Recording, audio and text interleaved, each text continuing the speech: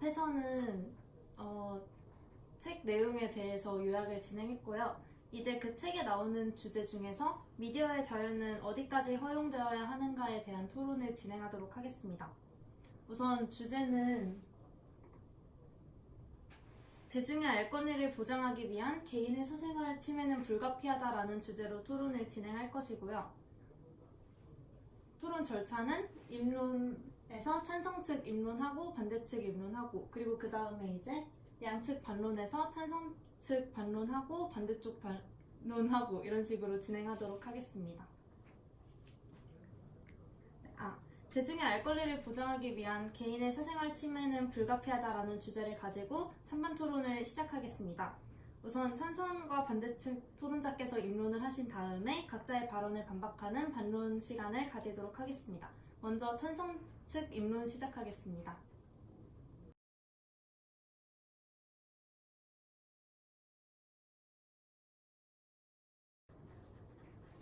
네, 안녕하십니까? 저는 대중의 알 권리를 보장하기 위한 개인의 사생활 침해는 불가피하다는 주장에 찬성합니다. 자유 언론은 민주주의 사회의 필수적인 요소입니다. 민주주의는 국민이 국가의 주인이 되어서 국민을 위한 정치가 이루어지는 형태를 말합니다. 이런 민주주의 사회 속에서 언론은 한편으로는 국민에게 정보를 제공해주는 대신 무엇보다도 권력을 견제하는 역할을 하게 됩니다. 정치 지도자들의 통치를 감시하고 그들의 행동에 질문하면서 정치인들이 자신의 행위에 대한 책임감을 느끼도록 합니다. 이때 권력을 감시하기 위한 언론의 자유는 필수 조건이라고 할 수 있겠습니다. 만약 언론이 정보를 취재하고 보도하는 과정에서 제한이 있게 된다면 부와 권력을 지닌 사람들의 잘못을 밝힐 수 없게 될 것입니다. 이는 결국 부를 가진 사람들의 잘못을 묻히게 만들고 미디어는 권력을 견제하는 언론으로서의 역할을 제대로 수행하지 못하게 될 것입니다. 이런 언론의 역할을 수행하는 과정에서 한 개인의 사생활이 침해되는 사건이 발생할 수 있습니다. 물론 그런 사건이 발생할 수 있겠죠. 예를 들어서 정치인의 비리에 대해 조사하는 과정에서 비리와 무관한 제3의 인물의 사생활이 밝혀질 수 있습니다. 하지만 우리가 여기서 주목해야 하는 부분은 미디어의 세밀한 조사를 통해 보도된 내용으로 인한 우리 사회의 공익이 개개인의 사생활 침해로 인한 피해보다 더 크다는 것입니다. 정치인의 비리를 밝혀내서 사회를 더 깨끗하고 공정하게 만드는 것이 민주사회를 유지하는 데에 더욱더 우선시 되어야 하는 행동이라고 생각합니다.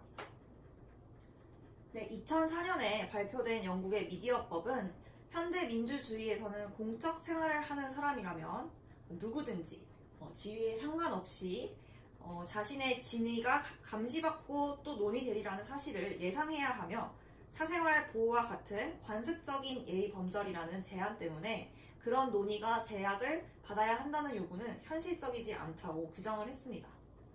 따라서 대중의 알 권리를 보장하기 위한 노력 속에서 발생하는 개인의 사생활 침해는 공공의 이익을 위해서 불가피하다고 생각합니다.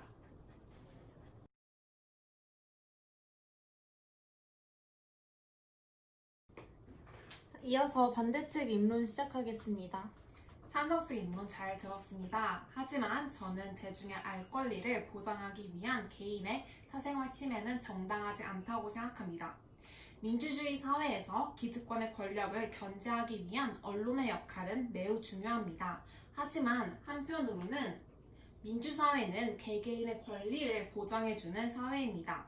자신의 의지와는 상관없이 자신의 개인적인 정보가 미디어를 통해 다른 사람에게 공개된 경우에는 한 개인의 보호받아야 하는 권리가 침해된 것이며, 이는 때로는 명예훼손으로 이어질 수 있습니다. 명예훼손이란 비방의 한 형태로 개인의 평판을 실추시키거나 다른 사람들이 그 사람을 경멸, 증오, 조롱하게 만드는 허위 진술의 출판과 관련된 내용입니다. 언론의 집중적인 관심으로 말미암아 피해본 사람들은 언론이 한 개인의 삶을 파괴하거나 통제 불능으로 만드는 힘을 가진다고 주장합니다. 실제로 미국에서 한 개인의 삶에 악영향을 미친 언론 보도에 대해 한번 살펴봅시다. 1975년 9월 22일 미국의 38대 대통령인 제럴드 포드가 대통령 행진을 하던 도중 사라 제인 무어는 대통령을 암살하려고 했습니다. 이때 행진을 지켜보던 올리버 시플이라는 시민은 사라 제인 무어의 팔을 힘껏 잡아당겨 암살을 막았습니다. 대통령을 구한 시민이라는 타이틀을 내세우면서 언론은 올리버 시플에 대해 보도를 하려고 했습니다. 하지만 올리버 시플은 언론의 인터뷰 요청을 거절했고 자신에 대한 어떠한 보도도 나가지 않기를 원했습니다. 그럼에도 불구하고 언론은 시청자들을 끌어들일 수 있는 뉴스 이야깃거리를 만들기 위해 올리버 시플에 대해 보도하기 시작했습니다. 취재 과정에서 올리버 시플이 동성애자라는 사실과 동성애자를 위한 운동의 리더라는 내용이 밝혀졌고 이는 언론에서 무차별적으로 보도되기 시작했습니다. 이 사실에 충격을 받은 올리버 시플의 어머니는 병을 앓다가 세상을 떠났고 올리버 시플 본인은 알코올 중독에 빠져 47세라는 젊은 나이에 생을 마감하게 되었습니다. 결국 올리버 시플은 대통령의 목숨을 구한 대가로 자신의 인생을 내놓아야 했습니다. 올리버 시플의 경우와 비슷한 사건은 우리 사회에서 만연하게 발생하고 있습니다. 그렇기에 국민의 알 권리를 보장하기 위해 한 개인의 보호받아야 할 권리가 침해되는 것을 방관하는 태도는 올바른 민주사회의 언론의 역할이 아닙니다. 이상입니다.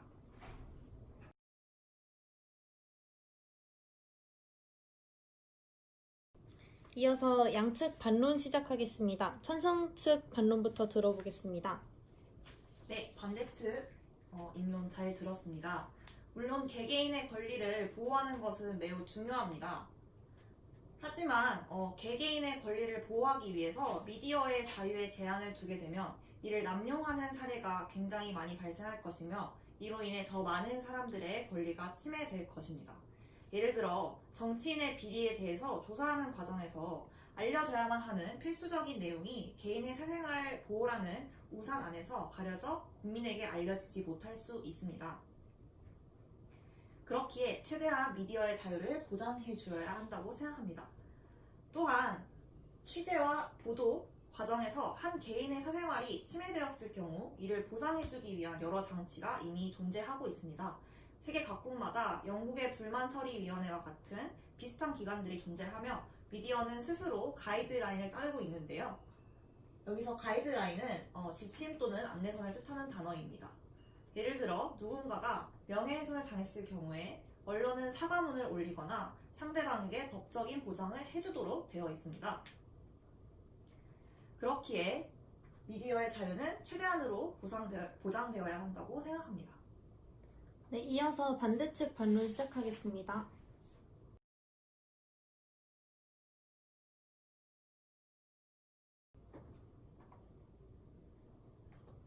네, 찬성 측 반론 잘 들었습니다.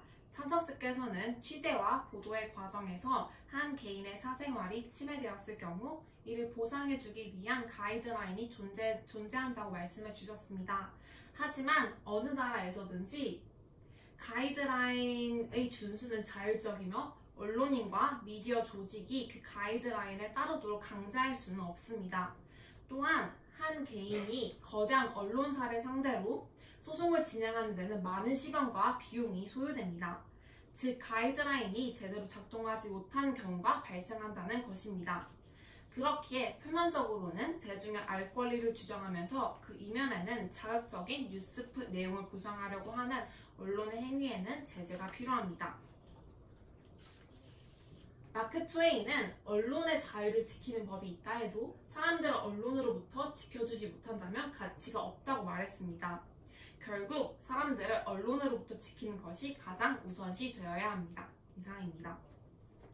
이상으로 대중의 알 권리를 보장하기 위한 개인의 사생활 침해는 불가피하다라는 주제로 진행한 토론을 마치겠습니다. 감사합니다.